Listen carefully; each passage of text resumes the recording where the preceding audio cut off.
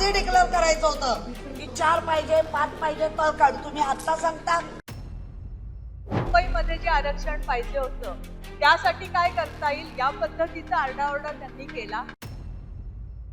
सत्ताधाऱ्यांचं minded बघून केलं. सत्ताधाऱ्यांचं minded की आम्ही मनमानी केली आहे का नाही, कारण तुम्हाला पूर्ण लाईव्ह दिसतं. लॉटरी ठरवून केली म्हणून या संपूर्ण लॉटरी सिस्टम आणि त्यांचा असलेलं निवडणूक प्रक्रिया याचा आम्ही धिक्कार करतो, निषेध करतो. 2022 हे ओपन होतं. ओबीसी यायला पाहिजे होतं, ओबीसीवर अन्याय केलाच. तोपर्यंत निवडणूक व्हायच्या आधी शेड्यूल कास्ट किती असायला पाहिजे, आता त्यांनी नियम बनवला. शेड्यूल कास्ट शेड्यूल ट्राईब 3 असायला पाहिजे मगच. म्हणजे तुम्ही जाणून बुजून शेड्यूल ट्राईबचे आमच्याकडे 2 उमेदवार आहे, तिथे तुमचा बृहन्मुंबईमध्ये तिथे तुमचा हा नियम लागतो. याचा अर्थ लॉटरी ठरवून केली म्हणून या संपूर्ण लॉटरी सिस्टम आणि त्यांचा असलेलं निवडणूक प्रक्रिया याचा आम्ही धिक्कार करतो, निषेध करतो.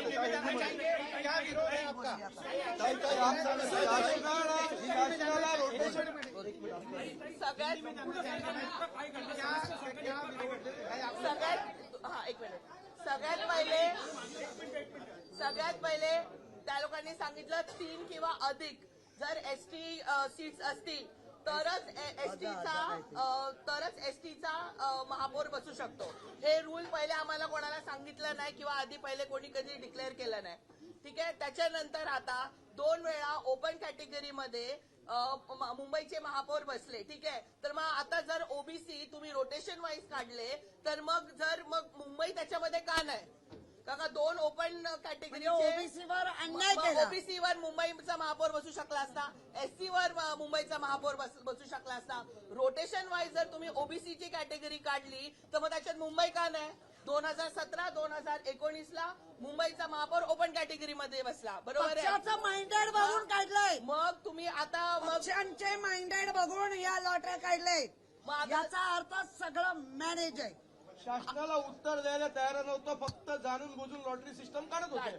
जबरदस्ती करून प्रक्रिया चालू ठेवली. आम्ही ऑब्जेक्शन घेतलं. आम्ही जे काही प्रश्न उपस्थित केले त्या प्रश्नाची उत्तरं प्रशासनाला देण्यात आलेली नाही. शासनाला त्याची उत्तरं देता आली नाही. त्यांनी लॉटरी सिस्टम चालू ठेवली आणि चिठ्ठ्या काढत होत्या. तर चुकीच्याच बोलत होत्या. आमचा आरोप आहे ओबीसीवर शासनाने या गव्हर्नमेंटने अन्याय केला आहे.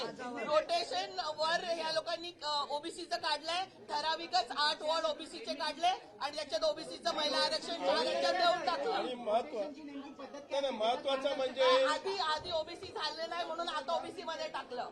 ठीक आहे. हे तर wrong आता आहे. ओपन मध्ये मुंबई कशी आली? मग ओबीसी एसटी मध्ये आला पाहिजे होती. आणि एसटी तुम्ही आता मला सांगताय की 3 नगरसेवकच्या वर जर एसटी असेल तरच मग एसटीचा नगरसेवक. मग तुम्ही बाकीच्या सगळ्या समाजाच्या याच्यावर माइंडेड बघून अन्याय केलं. करताय. सत्ताधाऱ्यांचं माइंडेड ओबीसीवर अन्याय केलाय. या लोकांनी अनुसूचित जाती जमाती भटक्या जमातींवर पण अन्याय केलाय. मुंबईमध्ये तुम्ही कोण ठरवणार आहे? मग आधी डिक्लेअर करायचं होतं की 4 पाहिजे 5 पाहिजे तर काढू. तुम्ही आता सांगता की 3 नाही म्हणून आम्ही करत नाही. मग 2 तर आहेत ना, काढायची होती. एकाला नाही मिळालं तर काय मुंबई टाकली? याचा अर्थ जाणून बुजून ठरवून केलेली लॉटरी आहे, त्याचा आम्ही धिक्कार करतो. हे कुठल्याही नियमाला धरून नव्हते. त्यांच्या म्हणण्यानुसार त्यांना मुंबईमध्ये जे आरक्षण पाहिजे होतं त्यासाठी काय करता येईल या पद्धतीचा आरडाओरडा त्यांनी केला. आपण त्यांना बऱ्याच वेळा विचारलं की आणि त्यांनी आक्षेप नोंदवणं हा त्यांचा हक्क आहे. त्यांनी जे ऑब्जेक्शन आता घेतलेलं आहे त्याच्यावर प्रशासन आणि आमचं म्हणणं आहे की हे नियमानुसार प्रशासनाने पूर्ण कारवाई पूर्ण केलेली आहे. त्यांचे ऑब्जेक्शन जे काय असेल ते आम्ही विचारात घेऊ. पण मला जेव्हा रुलिंग देताना अजूनही असं वाटले नाही, कारण त्यांचं ऑब्जेक्शन असंच होतं की इथे आम्हाला मुंबईत एससी का नाही दिलं, मुंबईत ओबीसी का नाही दिलं, मुंबईत हे का नाही दिलं. तर तशी प्रक्रिया पूर्ण झाली, त्याच्यामध्ये कुठलाही वाव नव्हता. आपण या प्रक्रियेचं लाईव्ह चित्रण सगळ्यांना दाखवलेलं आहे आणि त्यामुळे तुम्हालाही कळेल की त्या ऑब्जेक्शन मध्ये काही आहे. असंच ऑब्जेक्शन काँग्रेसने परभणीच्या ठिकाणी घेतलं होतं. मनमानी केली असं त्यांचं म्हणणं. तुम्हीच ठरवाल की आम्ही मनमानी केलीये का नाही, कारण तुम्हाला पूर्ण लाईव्हचं चित्रण मिळालं. परभणीच्या संदर्भात देखील काँग्रेसनं ऑब्जेक्शन घेतलं होतं की महिला ओपन का करण्यात आला या ठिकाणी. याआधी महिलांसाठी आरक्षण होता, त्यावर काय त्यांचा थोडा गैरसमज झाला होता. अडीच वर्षाची जी आरक्षणं होती त्याच्यामध्ये पहिल्यांदा त्यांच्या इथे महिलांचं आरक्षण पडलं होतं, पण नंतरच्या ह्याच्यामध्ये एससीचं महिलांचं पडलं होतं, म्हणून त्यांचा गैरसमज आपण दूर केला.